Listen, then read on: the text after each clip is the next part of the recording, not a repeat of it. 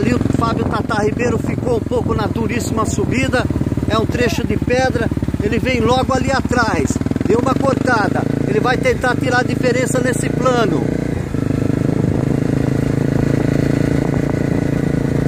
Pedi pro André encostar um pouco mais para fazer a imagem fechada. Agora 40 por hora. Pegando sempre o lado esquerdo. E aí vai João Paulo Firmino e Alisson. E logo atrás vem Fábio Tata Ribeiro. Vem tentando recuperar.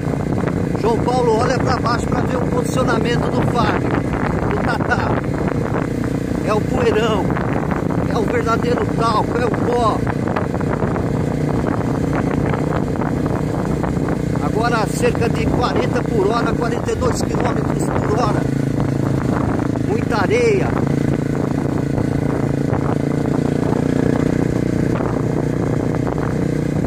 Acelerou forte, vai embora João Paulo Firmino, com o Alisson na roda, olha para trás, eles querem saber o posicionamento do Fábio Tata Ribeiro, que hoje está com o uniforme de Franca, eles olham para trás.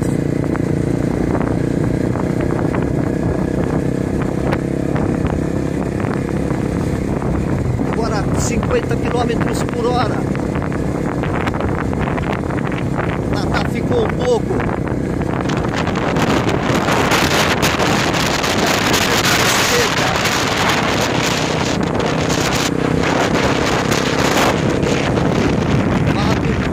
Tata Ribeiro vem a cerca de 50 metros.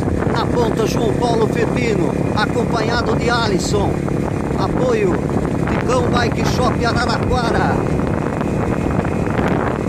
E Canetão Bikes Araraquara também.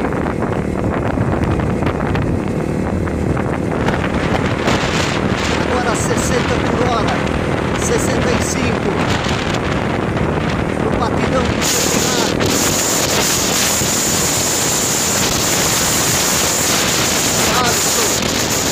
João Paulo Firmino, foco. Alisson é campeão brasileiro de maratona.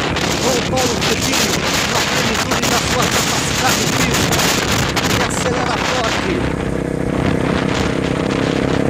Sprint TV, com as emoções e as informações do Panda Race de Franca. Um mega evento de mountain bike para você, ligado nas emoções e na adrenalina do MTB. Descida interminável, desengrenado, é o pedrisco. Com habilidade, o André vai segurar, vai com cautela. Olha que paisagem bonita. Lá na frente vão os atletas, uma curva fechada em 90 graus para a direita.